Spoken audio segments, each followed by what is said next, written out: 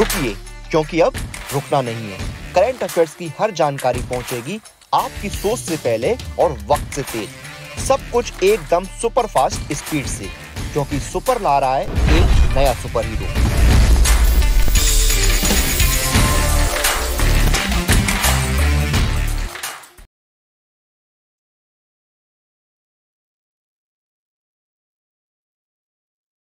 Hello everyone, good afternoon, welcome to textbook dot com. कैसे हैं आप सभी?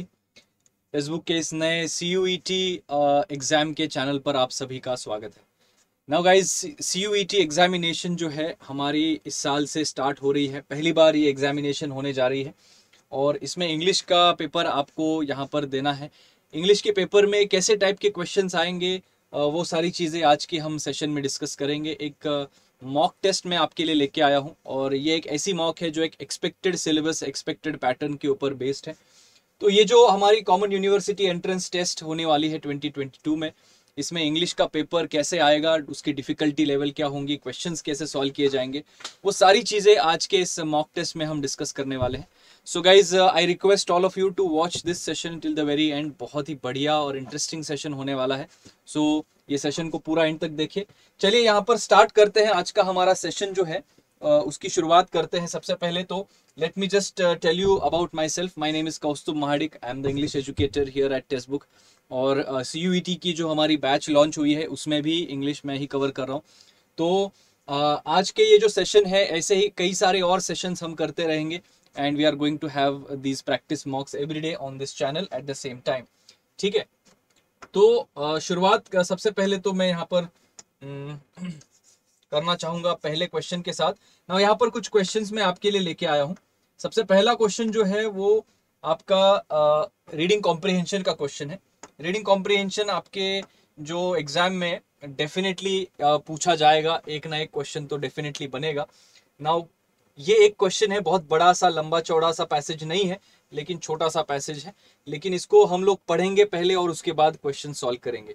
पैसेज आप पहले क्वेश्चन पढ़ के भी आप सॉल्व कर सकते हैं। First you can read the questions then go to the passage. लेकिन अभी वो बहुत बार आगे पीछे करना पड़ेगा, इसलिए हम एक काम करते हैं कि will just read the passage and then will solve the questions. तो यहाँ पर आपको मुझे बताना है कि पैसेज एक बार पढ़ के हो गया तो आप लोग कमेंट बॉक्स में या डन। अभी तो रिकॉर्डेड फॉर्म में ये लेक्चर आ रहा है। आज का पहला सेशन रिकॉर्डेड होगा, इसके बाद सारे लाइव सेशंस हमारे होंगे। तो I will give you 2 minutes of time. ये पूरा पैसेज पढ़ लो या फिर आप वीडियो पॉज कर सकते हैं और पैसेज पढ़ सकते हैं। उसके बाद हम क्वेश्चंस डिस्कस करेंगे। तो go ahead, give it a try. ये पैसेज जो है वो आप पढ़ना स्टार्ट कर दीजिए।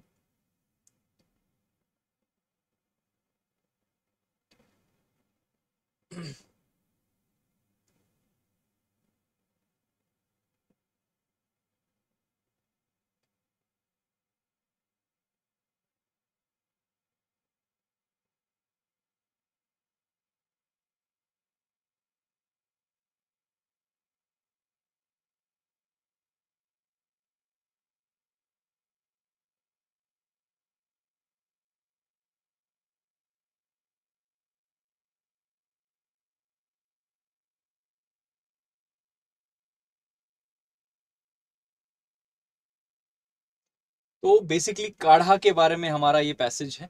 आयुर्वेदिक काढ़ा क्या होता है, किसके लिए यूज किया जाता है, उसकी रेसिपी क्या है, कैसे बनाया जाता है, etcetera etcetera. Okay, I hope आप सबने ये पैसेज पढ़ लिया है।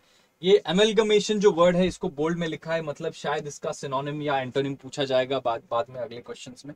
तो हम लोग अगर आगे बढ़ेंगे तो यहाँ पर अगर आप देखेंगे तो पहला question, what is the most suitable title of the passage. ये काफी कॉमनली आता है क्वेश्चन, टाइटल काढ़ा के बारे में है तो ऑब्वियसली काढ़ा यहाँ पर आंसर तो आएगा। Healthy food, a tasty drink, a powerful mixture या फॉर बिल्डिंग इम्यूनिटी। इनमें से कौन सा ऑप्शन आपको सही लग रहा है? यहाँ पर टाइमर मैं स्टार्ट कर देता हूँ, आप लोग बता सकते हैं कमेंट बॉक्स में कि इनमें से कौन सा ऑप्शन आपको सही लग रहा है। हेल्दी फूड, फूड तो नहीं लग रहा है, फूड की बात नहीं कर रहे हैं ना, तो एक तो ड्रिंक होता है, तो फूड यहाँ पर शायद नहीं चलेगा, इसलिए फूड की वजह से ऑप्शन नंबर 1 हम एलिमिनेट कर सकते हैं। टेस्टी ड्रिंक है क्या, एंजॉयमेंट के लिए पिया जाता है क्या, रिफ्रेशमेंट के लिए? तो नहीं, जनरली इम्यूनिटी बूस्ट करने के लिए पिया जाता है। जब आपको फ्लू होता है या बीमारियां होती है तब बनाया जाता है काढ़ा को। Powerful mixture, of course powerful mixture तो है ही, लेकिन बिल्डिंग इम्यूनिटी ये ज्यादा सही लग रहा है। पावरफुल मिक्सचर और बिल्डिंग इम्यूनिटी के बीच में आपका कंफ्यूजन हो सकता है, लेकिन बिल्डिंग इम्यूनिटी ये आपके पूरे पैसेज का सेंट्रल थीम है, सेंट्रल आइडिया है। That's why fourth answer is the correct answer. अगला क्वेश्चन देखते हैं, हमारा नेक्स्ट क्वेश्चन। यहाँ पर देखिए, एमलगमेशन इस वर्ड का सिनोनिम, मैंने बताया था आपको सिनोनिम पूछ सकते हैं। सो एमलगमेशन का मतलब क्या है, वर्ड में आपको बताना था, और पैसेज में वर्ड आया था mixture, it is an amalgamation of all the spices and herbs, और ऐसे कुछ बताया गया था। So separation, combination, detachment and dissociation. तो ऑब्वियसली एक ही आंसर यहाँ पर सही लग रहा है, वो है कॉम्बिनेशन। सारे हर्ब्स का और स्पाइसेस का क्या है, कॉम्बिनेशन है, एमलगमेशन है। ऑप्शन नंबर 2 यहाँ पर आपका सही आंसर बन जाएगा। Simple and easy, nothing difficult. Okay, अगला क्वेश्चन देखते हैं। थर्ड क्वेश्चन हमारा क्या है, What are the things blended with spice mixture to make the decoction more powerful? और कौन कौन सी चीजें हैं जिनको और ऐड किया जाता है अपने डिकॉक्शन को या काढ़े को और पावरफुल बनाने के लिए? तो honey, ginger and mint, honey, salt and tulsi, honey, ginger and tulsi, या शुगर, सॉल्ट एंड जिंजर। तो सॉल्ट की तो बात नहीं की गई है कहीं पर कि नमक ऐड करते हैं, तो सॉल्ट वाले दोनों ऑप्शंस आप एलिमिनेट कर सकते हैं, ऑप्शन नंबर 2 और 4। ठीक है, शुगर ऐड किया जाता है क्या? शुगर तो वैसे सिर्फ एक ही ऑप्शन में आया था। मिंट नहीं ऐड करते, ये मिंट की वजह से ऑप्शन नंबर 1 गलत है। तुलसी ऐड करते हैं, जिंजर ऐड करते हैं और हनी ऐड करते हैं। सो ऑप्शन नंबर 3 के साथ हम यहाँ जाएंगे। 3 आंसर बिल्कुल सही जवाब है, all of you are correct. Next question हमारा है, according to the passage what is kadha? काढ़ा है क्या? अ मेडिसिनल ड्रिंक है, a drink prepared from mixing different herbs and spices, none of the above, या बोथ 1 and 2? तो obviously अलग अलग हर्ब्स और स्पाइसेस को मिक्स करके बनाई गई ड्रिंक है, लेकिन साथ ही साथ ये मेडिसिनल ड्रिंक भी है, अपनी बॉडी की इम्यूनिटी को इंप्रूव करने के लिए पी जाती है। तो 1 और 2 दोनों करेक्ट है, मतलब यहाँ पर फोर्थ ऑप्शन आपका सही आंसर होना चाहिए, और फोर्थ ऑप्शन बिल्कुल सही जवाब। तो आप आंसर नोट डाउन करते चलिए, जितने सही हो रहे हैं उनको टिक करते चलिए, गलत हो रहे हैं तो क्रॉस करिए। तो देखिए, ये पैसेज के ऊपर ऐसे 4 या 5 क्वेश्चंस आपके बन सकते हैं। पहला पैसेज हो गया। तो दूसरा पैसेज यहाँ पर देखते हैं, फिर से आप वीडियो पॉज करके देख सकते हैं, पढ़ना शुरू कर दीजिए, उसके बाद हम क्वेश्चन देखेंगे।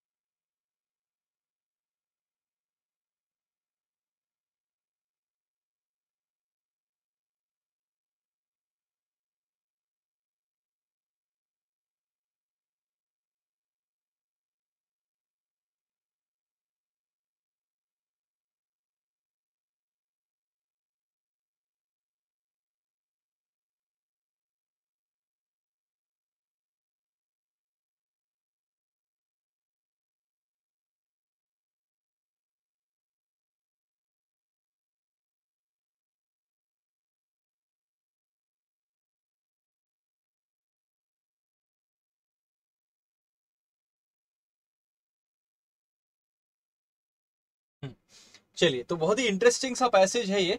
It is regarding how children are taken care of और looked after in African countries.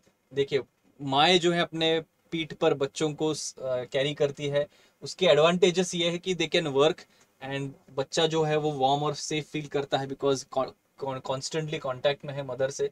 और दूसरा फायदा ये भी है कि बच्चे शांत रहते हैं, ज़्यादा लंबे समय तक सोते हैं, और मिस नहीं करते, घर में ज़्यादा शोर नहीं मचाते, है ना। एक स्टोरी यहाँ पर है कि एक मामा नर्स को मैंने बोला कि अपने बच्चे को नीचे रखे, but she was not ready.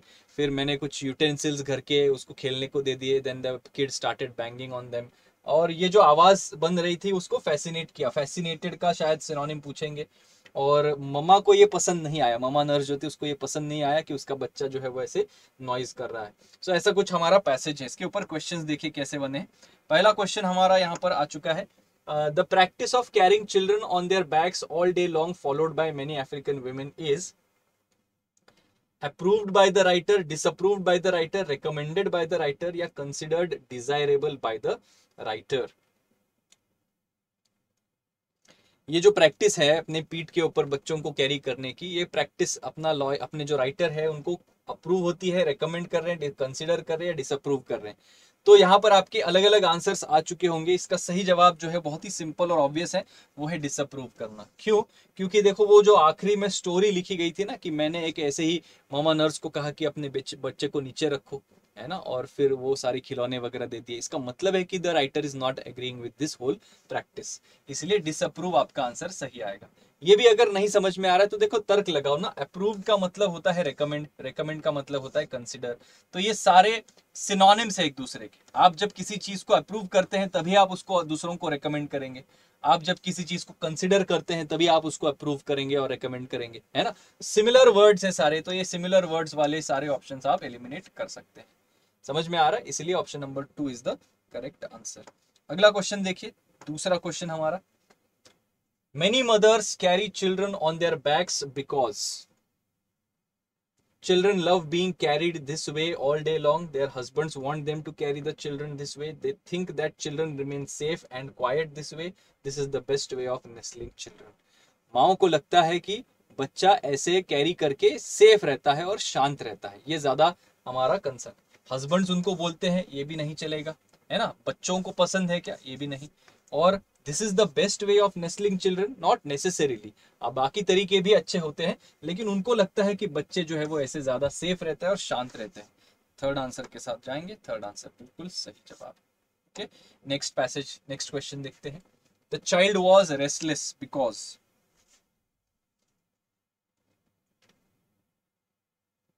जो स्टोरी आखिरी पैसेज आखिरी सेंटेंसेस में आई थी उसमें जो बच्चा था वो रेस्टलेस था। He was restless because he didn't like his mother's bag. He wanted to be carried in a carriage. He wanted freedom and a chance to use his limbs. Yeah, he was feeling hungry.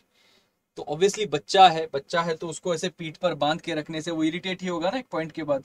उसको अपने limbs जो है, limbs का मतलब क्या है, हाथ पैर जो है वो यूज करने की एक फ्रीडम चाहिए थी, और वही आंसर आपका करेक्ट बनेगा। Option number 3 is the right answer. ठीक है, अगला क्वेश्चन देखते हैं। द वर्ड नेसल, नेसल का मतलब क्या? अभी नेसल ये बोल्ड में नहीं आया था, लेकिन नेसल करना, नेसल का मतलब होता है बेसिकली प्रोटेक्ट करना, ब्रिंगिंग करना, है ना। To take a baby with you in a perambulator, put a baby down gently on the ground, hold a baby in a comfortable position in a soft or warm place, या play with the baby to quieten him. तो basically नेसल करने का मतलब क्या होता है? देखभाल करना। और देखभाल कैसे की जाती है? Hold a baby in a comfortable position और इन अ सॉफ्ट और वार्म प्लेस, इस तरीके से। सो वही होता है नेसल। तो करेक्ट आंसर बनता है ऑप्शन नंबर 3। ठीक है, अगला क्वेश्चन देखते हैं। द वर्ड फैसिनेटेड का मतलब, ये सारे जो बर्तन वगैरह जो बैंग कर रहा था बच्चा, उससे वो फैसिनेट हो गया। मतलब क्या हो गया? डिस्ट्रैक्ट, कैप्टिवेटेड, कंफ्यूज या डिस्टर्ब्ड। बहुत ही सिंपल और इजी क्वेश्चन है। फैसिनेटेड का मतलब होता है कैप्टिवेट हो जाना, अपने पूरा मेंटल, अपना जो पूरा अटेंशन है वो किसी एक चीज में लगा देना, कैप्टिवेटेड होना। डिस्ट्रैक्ट का मतलब होता है डिस्ट्रैक्शन, अपना माइंड जो है वो किसी और जगह डाइवर्ट कर लेना। तो एंटोनिम बन जाता है, डिस्ट्रैक्टेड हो या डिस्टर्ब्ड हो, कंफ्यूज, ये सारे नेगेटिव वर्ड्स हैं, एंटोनिम में चले जाएंगे। सिनोनिम बनेगा उसका captivated. Option number 2 is the right answer. ठीक है, सो ये हमारे 2 पैसेजेस हो गए। पैसेज के ऊपर क्वेश्चंस आपके CUET एग्जाम में बनेंगे ही बनेंगे, गारंटी है। तो ऐसे क्वेश्चंस की प्रैक्टिस हम करते रहेंगे। सिंपल लेवल के आएंगे, ज़्यादा डिफिकल्ट और ज़्यादा मुश्किल पैसेजेस शायद नहीं आएंगे। नाउ बिफोर वी प्रोसीड, ये आपके लिए एक बहुत इंपॉर्टेंट अनाउंसमेंट, जितने भी नए स्टूडेंट्स हैं उनके लिए, कि टेक्स्ट बुक पास आपको 400 रुपये में देता है 38,000 से ज़्यादा मॉक टेस्ट्स और more than 500 different exams. CUET के भी मॉक टेस्ट आपको यहाँ पर मिलेंगे। इसकी लिंक नीचे वीडियो के नीचे डिस्क्रिप्शन में आपको मिल जाएगी। पहली ही लिंक पे क्लिक करना है और वहाँ पर ऑप्शंस मिलेंगे आपको बहुत सारे। 1 मंथ का पास, 1 ईयर का पास, या फिर लाइफ टाइम का पास ले सकते हैं, 3 साल की वैलिडिटी वाला।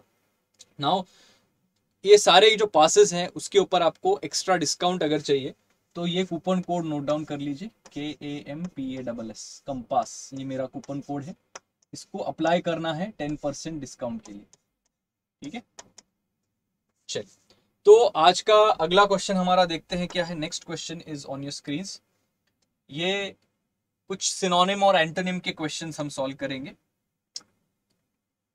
अंडरलाइन किए हुए वर्ड का सिनोनिमस वर्ड बताना है। I was hoping she might show a little compassion. Compassion का मतलब क्या होता है? क्रुएलिटी, बारबैरिटी, काइंडनेस या फिर ब्रेवरी। बहुत कॉमन वर्ड है, we have seen and heard this word many times. Compassion का मतलब होता है kindness, the quality of being very kind. Okay, so यहाँ पर कंपैशन का काइंडनेस होता है मीनिंग, तो काइंडनेस के साथ जाएंगे। Third option is the right answer, बिल्कुल सही जवाब। नेक्स्ट क्वेश्चन देखिए, सिनोनिमस वर्ड फिर से आपको बताना है। The word is cease. They voted to cease strike action immediately. CEASE, cease. They voted to cease strike action immediately. ये जो स्ट्राइक एक्शन की गई है उसको इमीडिएटली बंद करने के लिए उन्होंने वोट कर दिया। सीज करने का मतलब यहाँ पर क्या होता है, किसी चीज को बंद कर देना, किसी चीज को स्टॉप कर देना, है ना। स्टॉप करने के लिए कौन सा वर्ड है यहाँ पर, टर्मिनेट करना is the correct answer. Begin, origin और डिस्टर्ब ये सारे सिनोनिम्स नहीं एंटोनिम्स बन जाएंगे, इसीलिए करेक्ट आंसर आपका 4 बन जाएगा। ओके, नेक्स्ट अगला क्वेश्चन देखते हैं। एक और आ गया सिनोनिमस वर्ड, बेनोवलेंट का सिनोनिम बताना है। बहुत ही सिंपल वर्ड है। The company has proved to be, sorry, the company has proved to be a most, actually a most नहीं आना चाहिए था, यहाँ पर द लगेगा, सुपरलेटिव डिग्री है ना, आर्टिकल गलत लिखा है, टाइपिंग एरर हो गया है, इसको इग्नोर करो। The company has proved to be the most benevolent employer. Benevolent का मतलब ऐसा पर्सन या ऐसी कोई इंस्टीट्यूट जो आपके फायदे के लिए काम करती है, जो आपकी हेल्प करते हैं, जो आपके लिए it's a good thing for you, आपका फायदा होता है जिससे, तो उसको बेनोवलेंट कहते हैं। नाउ बेनेवोलेंट का एंटोनिम होता है मैलोवोलेंट, जो आपके लिए हानिकारक है ना। डिम और माइजरली ये भी नेगेटिव वर्ड्स हैं, तो ये दोनों भी आपके हट जाएंगे आंसर्स। तो करेक्ट आंसर क्या बनेगा, जेनरस। जेनरस का मतलब जो दूसरों की मदद करता है, जो हेल्पफुल होता है, उसको जेनरस, तो जेनरस आपका आंसर सही। Next question, synonym of the word bustled. He bustled about the kitchen making tea. Kitchen में वो बसल कर रहा था टी बनाते समय, चाय बनाते समय। आपने ये फ्रेज बहुत बार सुनी होगी, hustle and bustle, market place से रिलेटेड होती है। देखो, there was a hustle and bustle in the market, मतलब क्या है, शोर। बसल का मतलब क्या होता है, शोर मचाना या चीजों को एकदम तेजी से करना, है ना, जल्दी जल्दी में करना, रश में होना, उसको कहते हैं बसल। तो उसका सिनोनिम क्या बनेगा, रश्ड, रश में होना, जल्दी जल्दी में होना, है ना। तो ऑप्शन नंबर 4 के साथ हम जाएंगे, 4 आंसर यहाँ पर बिल्कुल सही जवाब। Now the next question is synonym. फिर से एक और सिनोनिम आपको बताना है। हमारा वर्ड है alien. This is an alien culture. Alien ये वर्ड कितना सिंपल है, जो बाहर की दुनिया से आते हैं उनको एलियन कहते हैं, जो यहाँ के हैं उनको क्या बोल सकते हैं, इंडिजिनस बोल सकते हैं, ओरिजिनल इनहेबिटेंट्स। और एलियंस का मतलब जो बाहर से आते हैं, जो फॉरेन है, फॉरेन, यहाँ पर फॉरेन का मतलब क्या होता है, बाहर से आने वाले। So without wasting any time हम लोग ऑप्शन नंबर 4 को मार्क कर सकते हैं, और 4 आंसर बिल्कुल सही। ना अभी यहाँ पर ना एंटोनिम्स पूछे, देखो डायरेक्शंस ठीक से पढ़ना बहुत जरूरी है आपके एग्जाम में भी। सिनोनिम पूछा है या एंटोनिम पूछा है, very very important. Okay, so the next question is antonyms का क्वेश्चन। मॉर्बिड का एंटोनिम बताइए क्या होगा इसका सही जवाब, क्रूएल, हॉरिड, चीयरफुल या फिर ग्लूमी।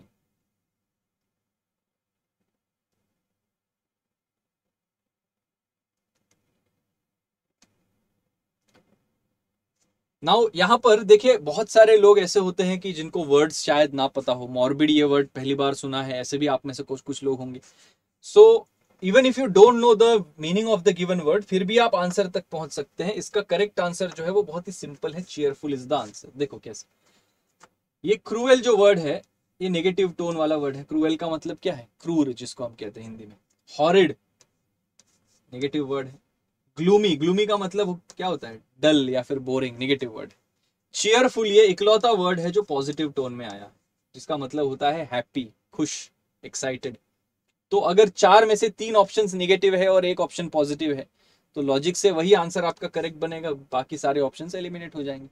मॉर्बिड ये जो वर्ड होता है, ये भी एक नेगेटिव वर्ड होता है। मॉर्बिड का मतलब भी वही होता है, जो दुखी है, जो सैड है ना, डिजेक्टेड है, उसको मॉर्बिड कहते हैं। और इसका एंटोनिम क्या बनेगा, चीयरफुल बनेगा, हैप्पी, जॉयस, ये सारे सिनोनिम्स उसके बन जाएंगे।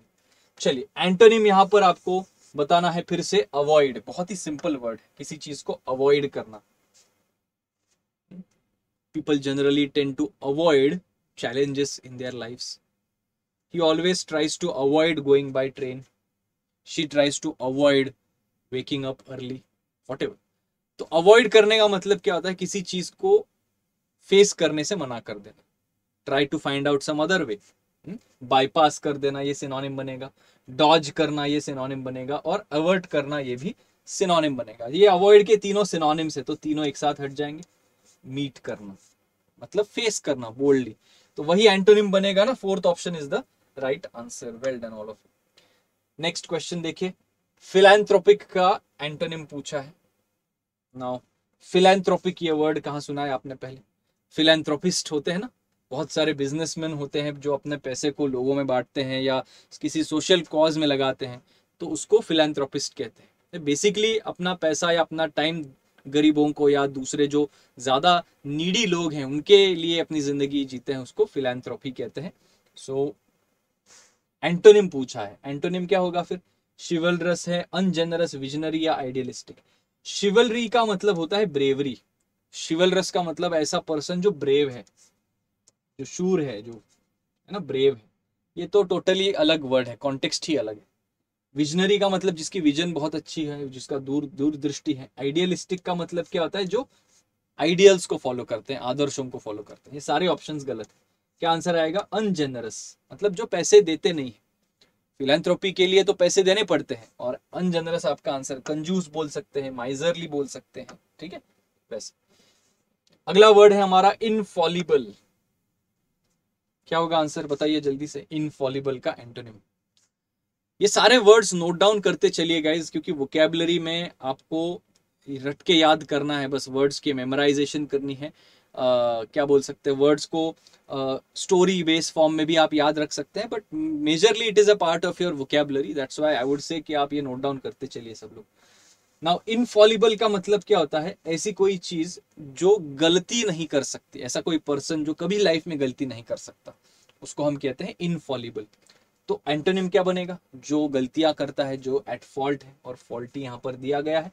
सो ऑप्शन नंबर सी के साथ हम यहां जाएंगे, सी आंसर बिल्कुल सही जवाब। अगला क्वेश्चन देखते हैं, select the most appropriate antonym of the word precious. Gold is a precious metal, diamonds are very precious, है ना। This this this thing is very precious for me, whatever. Precious का मतलब valuable, जो आपके लिए मौल्यवान है। सो उसका एंटोनिम क्या बनेगा? जिसकी कोई मायने नहीं रखते, वर्थलेस है, टोटली वर्थलेस। ऑप्शन नंबर 2 के साथ हम यहाँ जाएंगे, और ऑप्शन नंबर 2 बिल्कुल सही जवाब निकला। अगला क्वेश्चन देखते हैं, हमारा next question. One word substitution के कुछ क्वेश्चंस आते हैं। ये आपके एग्जाम में भी आने के चांसेस हैं, आ सकते हैं, नहीं भी आ सकते, फिर भी हम प्रिपेयर तो करेंगे कि वन वर्ड सब्सटीट्यूशन के अगर क्वेश्चंस आए आपके एग्जाम में तो you should be able to solve them. Okay, beyond the power और लॉज ऑफ नेचर, ऐसी चीज जो नेचर के लॉज के बियॉन्ड है ना, नेचर के लॉज के आगे निकल जाती है, उसको क्या कहते हैं? सरमाइज कहते हैं, सुपरलेटिव कहते हैं, सुपरफ्लोअस कहते हैं, या सुपरनैचुरल कहते हैं, है ना। तो जैसे नेचर के भी परे जा रहे हैं, सुपरनैचुरल पावर्स जिसको हम कहते हैं ना, सुपरनैचुरल पावर्स मतलब नेचर की ताकतों से भी और बड़ी शक्तियां होती है, ऐसे में कुछ लोगों का कहना होता है, तो उसको सुपरनैचुरल कहते हैं। सही है। बाकी सारे वर्ड्स के मीनिंग्स भी आप नोट डाउन कर सकते हैं, आपको डिक्शनरी में भी मिल जाएंगे, होमवर्क के लिए भी ले सकते हैं। सुपरलेटिव का मतलब तो आपको पता ही है, जो सबसे बेस्ट होता है, सुपरलेटिव डिग्री, है ना। सुपरफ्लोअस का मतलब जो अननेसेसरी यूसेज ऑफ वर्ड्स, जरूरत से ज्यादा शब्दों का इस्तेमाल, उसको सुपरफ्लोअस कहते हैं। सरमाइस, इसका आप मीनिंग नोट डाउन कर लो, होमवर्क के लिए मैं आपको दे देता हूँ ये क्वेश्चन। चलिए अगला क्वेश्चन देखते हैं, study of art of teaching, जिसके लिए आप पूरी की पूरी ये तैयारी कर रहे हैं। तो study of art of teaching क्या होता है? पैथोलॉजी, फिलाटेली, पेडागोजी, या फिर पैट्रिमनी। बहुत ही सिंपल है, कॉमनली आने वाला वर्ड है ये, पेडागोजी हम कहेंगे यहाँ पर। Option number 3 here is the correct answer, बिल्कुल सही जवाब। Okay, next, matter written by hand, ऐसा कोई चीज जो हाथ से लिखी हुई, लिखित है। हैंड रिटन, मैन्यूस्क्रिप्ट, एमनेस्टी, या फिर प्रूफ। कंफ्यूजिंग ऑप्शंस है। मैटर रिटन बाय हैंड, हाथ से लिखा गया मैटर, उसको क्या कहते हैं? हैंड रिटन, मैन्यूस्क्रिप्ट, एमनेस्टी, या फिर प्रूफ। तो आपको यहाँ पर हैंड रिटन ये ऑप्शन दिया गया है, तो मेजॉरिटी जनता ऑप्शन नंबर 1 के साथ जाती है, लेकिन ये आपको कंफ्यूज करने के लिए ऑप्शन दिए गए हैं। मैन्यूस्क्रिप्ट इसका सही जवाब होगा। हैंड रिटन का मतलब क्या है? जो हाथ से लिखा गया, नॉट नेसेसरीली मैटर, किसी और चीज को भी आप हाथ से लिख सकते हैं तो भी वो हैंड रिटन बन जाता है। हैंड रिटन मैटर जब आता है ना, कंटेंट, तो उसको मैन्यूस्क्रिप्ट कहते हैं, किसी किताब का कंटेंट, है ना। आपने अपना नाम लिख दिया तो भी हैंड रिटन ही है वो, है ना। तो कोई मैटर नहीं होता, वो किसी किताब का कंटेंट नहीं होता, बस आपका नाम है वो।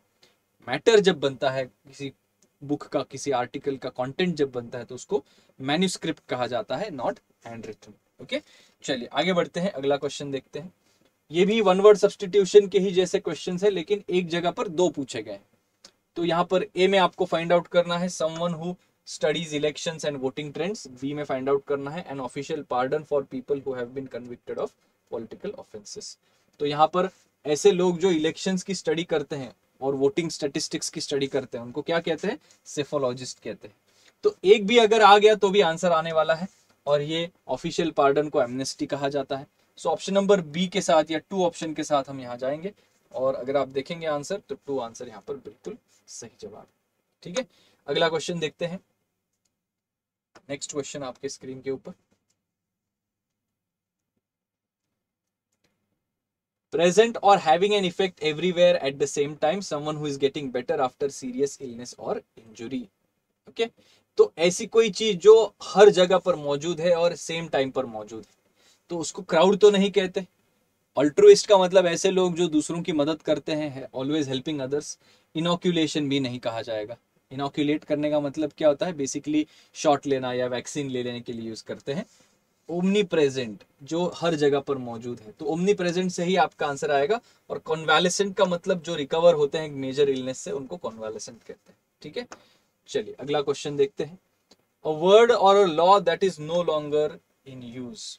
एक ऐसा शब्द या ऐसा कोई कानून जो it is no longer in use, आजकल कोई यूज नहीं करता, एब्सोल्युटली नोबडी यूजेस।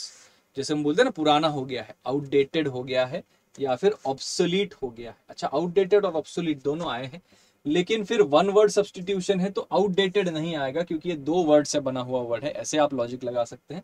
ऑब्सोलीट ये अकेला वर्ड है जो काफी है, इसीलिए ऑप्शन नंबर 4 के साथ हम यहां जाएंगे। 4 answer is absolutely correct. Now ये वोकैबुलरी के क्वेश्चंस के बाद कुछ ग्रामर के क्वेश्चंस भी आएंगे। स्पॉट द एरर के ग्रामर के सिलेबस के ऊपर क्वेश्चंस आएंगे। नाउ अगर आपका ग्रामर स्ट्रांग है, बेसिक्स ऑफ ग्रामर आपके अच्छे हैं, तो ये क्वेश्चंस आप बड़े आसानी से सॉल्व कर सकते हैं। If you are not able to focus on grammar, if you are not good at grammar I would say, तो आपको बेसिक्स ऑफ ग्रामर की क्लासेस अटेंड करनी पड़ेंगी। सो आई वुड सजेस्ट कि आप CUET इंग्लिश की बैच ज्वाइन कर लीजिए, जो टेक्स्टबुक के ऐप पर शुरू हो चुकी है, एंड आपको ये सारे ग्रामर के फंडे जो है वो वहां पर क्लियर किए जाएंगे। तो चलिए पहला क्वेश्चन यहाँ पर देखिए, स्पॉट द एरर का है। इस सेंटेंस में गलती कहां पर है ये आपको ढूंढ के निकालनी है। बहुत ही सिंपल एग्जाम्पल है, नथिंग डिफिकल्ट। तो अगर आप देखेंगे यहाँ पर, Gunjan had spoke to them about her holiday. इसमें एरर जो है वो टेंस के स्ट्रक्चर का एरर है। गुंजन हैड स्पोक, हैड के बाद ना स्पोक यहाँ पर लिखा है, ये चलेगा क्या? नहीं चलेगा। टेंस के स्ट्रक्चर में हमने पढ़ा है कि हैड के बाद वर्ब की थर्ड फॉर्म आती है पास्ट परफेक्ट टेंस में, और स्पोक जो है ये वर्ब की सेकंड फॉर्म होती है। इसका थर्ड फॉर्म क्या बनता है? स्पोकन बनता है। Speak, spoke, spoken. So correct answer होना चाहिए हैड स्पोकन, और हैड स्पोकन मतलब ऑप्शन नंबर 2 आपका यहाँ पर करेक्ट आंसर बन जाएगा। 2 आंसर बिल्कुल सही जवाब है ना। ऐसे ही करके आपको बाकी सारे एरर्स जो है वो फाइंड आउट करने हैं। ट्राई करो ये वाला क्वेश्चन, बहुत ही अच्छा है।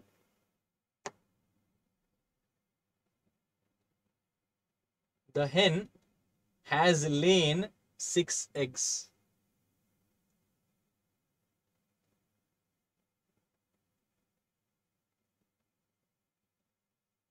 नाउ यहां पर भी एक्चुअली टेंस का ही एरर है, लेकिन गलत टेंस यूज किया गया है। देखो, LAID लेड, ये V3 फॉर्म होता है किसका? ये V3 फॉर्म होता है किसका?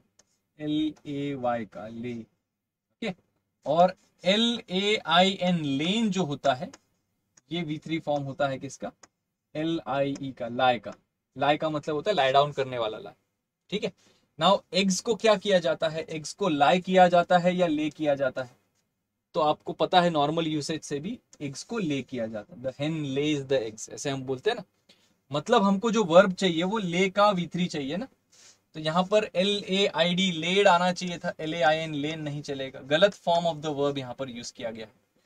द हेन हैज लेड 6 एग्स, तो थर्ड ऑप्शन आपका सही आंसर यहाँ पर बन जाएगा। ठीक है, तो ये कॉन्सेप्ट्स ऑफ ग्रामर है सारे जो आपको पता होने चाहिए। अगला क्वेश्चन देखते हैं, ट्राई करो।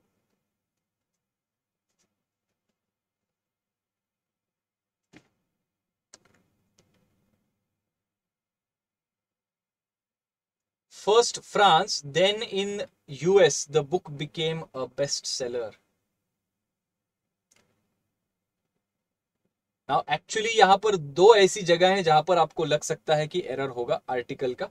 सबसे पहला तो एरर एक्चुअली है बी पार्ट में, यूएस के पहले ना द लगता है, in the US, the United states.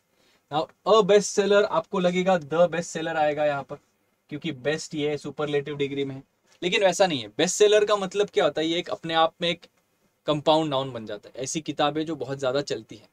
Now एक ही किताब थोड़ी होती है बेस्ट सेलर, 3 4 5 किताबें भी हो सकती है बेस्ट सेलर, तो उनमें से एक है ना, उनमें से एक बेस्ट सेलर है, तो ये वाला ए आर्टिकल चलेगा। इधर यूएस के पहले द लिखना जरूरी है, तो B part of the sentence में एरर है, तो आंसर नंबर 4 आपका करेक्ट बनेगा यहाँ पर।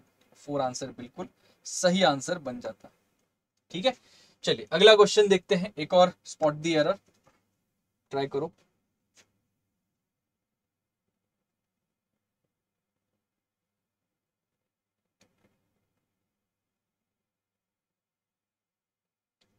Lalitha will go to sister's house in Mumbai this summer. Lalitha will go to her sister's house ना, ललिता किसके सिस्टर के घर में जा रही है, उसके खुद के बहन के घर में, सिस्टर के पहले हर लगेगा, हर sisters house in Mumbai this summer, मतलब यहां पर ऑप्शन नंबर 1 में आपका एरर बनेगा, 1 answer is the correct answer. बिल्कुल सही आंसर निकला, वेल डन। अगला क्वेश्चन देखते हैं, next question.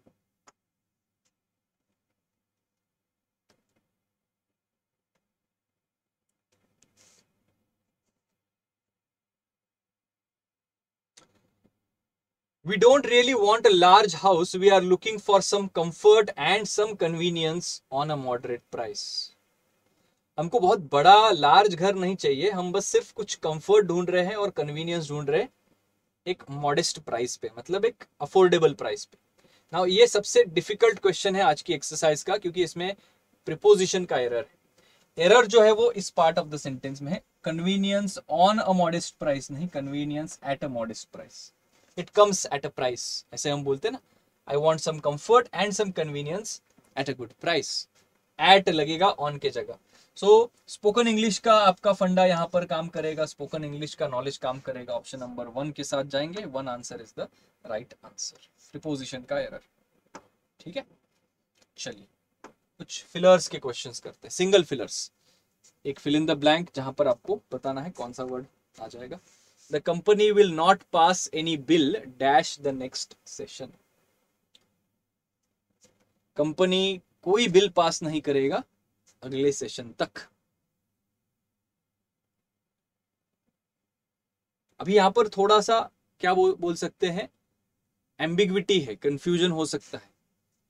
The company will not pass any bill in the next session, the company will not pass any bill until the next session, ये दोनों में से कोई भी एक सही हो सकता है, क्योंकि अगर लॉजिकली देखा जाए तो इन भी चलेगा कि अगले सेशन में कोई बिल पास नहीं करेगा, है ना, और अंटिल नेक्स्ट सेशन भी चल सकता है कि अगला सेशन आने तक कोई बिल पास नहीं किया जाएगा। तो ये वैसे देखा जाए तो दोनों ग्रामेटिकली करेक्ट है, तो आप 2 भी आंसर कर सकते, 4 भी आंसर कर सकते, लेकिन एग्जामिनर ने कौन से पॉइंट ऑफ व्यू से ये क्वेश्चन बनाया है ये बहुत जरूरी होता है। तो ऐसे सिचुएशन में आप क्या कर सकते हैं, स्किप कर सकते हैं। देखो हर बार सारे क्वेश्चंस के आंसर देने ही देने हैं ऐसी कोई जरूरत नहीं होती है ना, अननेसेसरी के गलत आंसर्स करके एक्यूरेसी कम करने में कोई पॉइंट नहीं है, इसलिए ऐसे सिचुएशन में स्किप कर दो। यहाँ पर आई थिंक अंटिल आंसर आना चाहिए, और अंटिल आंसर ज्यादा करेक्ट है, अगले सेशन तक कोई बिल पास नहीं किया जाएगा। ठीक है, नेक्स्ट क्वेश्चन देखते हैं, एक और फिलर आ गया, ट्राई करो।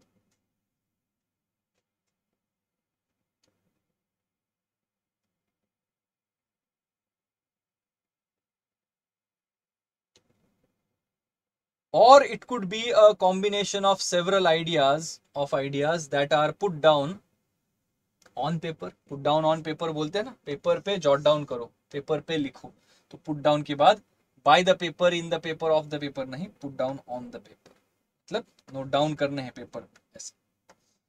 फ्रेजल वर्ब का क्वेश्चन था ये। चलिए अगला क्वेश्चन देखते हैं, फिर से एक कंजंक्शन के ऊपर क्वेश्चन आ गया फिलर में।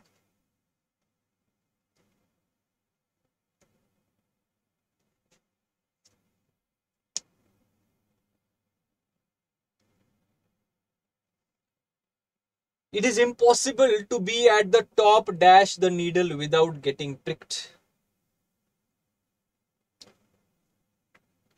टॉप ऑफ समथिंग होता है ना, the top of something, the top of the building, the top of the house, the top of the tower, है ना। तो यहाँ पर ऑफ लगेगा, मतलब क्या है कि नीडल के टॉप पर बैठना है और फिर प्रिक भी नहीं होना है, ऐसी इम्पॉसिबल सिचुएशन है। कहने का मतलब है कि जैसे जैसे आप ऊंचाई पे जाते हैं वैसे वैसे आपको क्या बोलते हैं, प्रॉब्लम्स भी उतने ही फेस करने पड़ते हैं, कभी ना कभी आपको हर्ट होता ही, ठीक है। With great power comes great responsibility, ऐसे हम बोलते हैं ना, वैसा वाला। चलिए अगला क्वेश्चन देखते हैं। I am the recipient of the best allrounder award dash. Question tag वाला क्वेश्चन है, बहुत ही सिंपल कॉन्सेप्ट होता है ये, है ना। इसको डिटेल में मैं पढ़ाऊंगा बैच में, तो जिन लोगों को ये क्वेश्चन टैग के फंडे क्लियर नहीं है, आपसे रिक्वेस्ट है कि बैच ज्वाइन कर लो, बहुत ही हेल्प होगी आपको वहां पर। ना देखो, जब आप एम लिखते हैं ना सेंटेंस के अंदर, पॉजिटिव सेंटेंस में, आगे जाके टैग क्या होता है ना, इसका नेगेटिव करना पड़ता है ना। एमंट ऐसा कोई वर्ड नहीं होता, एम नॉट का एमंट करके बहुत बार हम लोग सोचते हैं, जैसे आर का आरंट बनता है, इज का इजेंट बनता है, वैसे एम का एमंट बनना चाहिए टेक्निकली, लेकिन ऐसा कोई वर्ड नहीं होता। तो ऐसा कोई वर्ड नहीं होने की वजह से हम क्या करते हैं, आरंट लिखते हैं, है ना, आरंट लिखते हैं। आई के साथ भी आर लिखा जाता है, ये इकलौता ऐसा केस है जहां पर आई के साथ आर लिखा जाता है, आरंट आई। तो करेक्ट आंसर यहां पर क्या बनता है, I am the recipient of the best allrounder award aren't I. Aren't I के साथ जाएंगे, option number 4 is the right answer, ठीक है। 4 ऑप्शन के साथ यहां पर चलिए अगला क्वेश्चन देखते हैं। एक और क्वेश्चन टैग,